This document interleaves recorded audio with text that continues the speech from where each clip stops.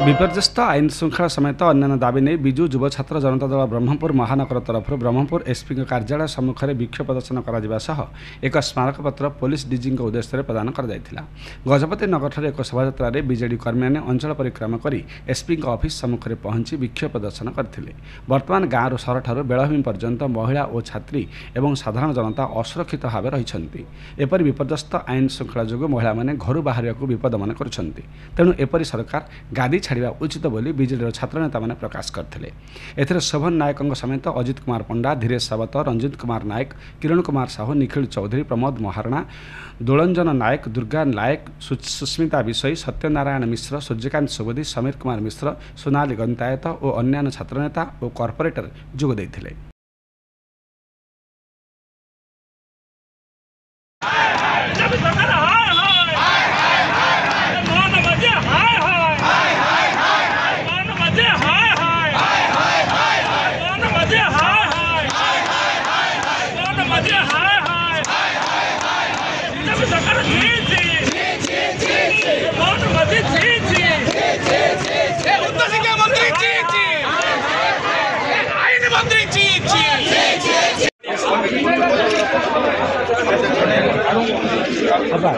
पीछे लग गया, पीछे मोड़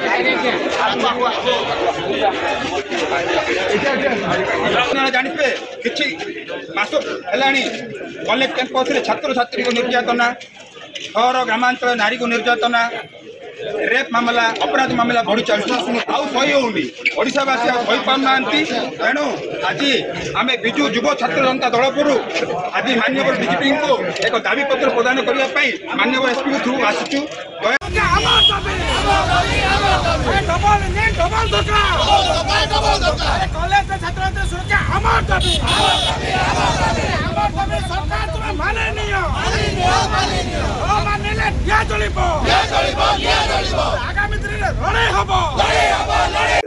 आजिकल देखुं सरकार अपारगता लगी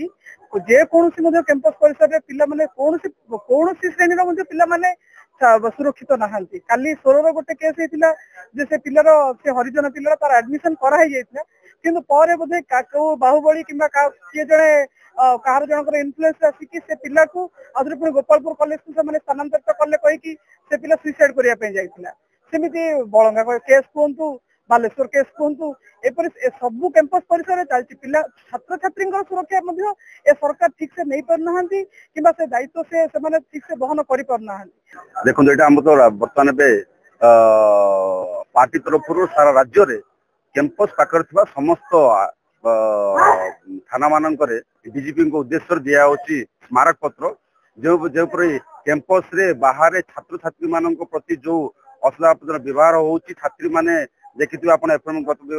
जानते समस्त एफएम कुकुर अवतरण है कैंपस रे छात्री मान सुरक्षा देवाई आज आम आईन जो मैंने धरते से पाखे आसिक डीजी माध्यम स्मारक पत्र देवा जाऊँ आमको सुरक्षा दिया छात्र छात्री मैंने बर्तमान कॉलेज कैंपस जाए भय कर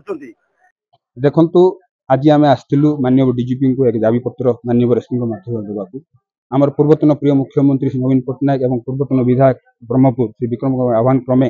जो गत किछि दिन है जो निंदनीय घटना जहाँ भी आम कहवाक लाज लगुच ओडिशा ये घटना घटुची जमी गोपालपुर गण बलात्कार आम गंजाम रे बलात्कार बोली जान केवे मत उठु ना किंतु ए वर्षे भितर आप देखते केतरा बलात्कार केस रजिस्टर है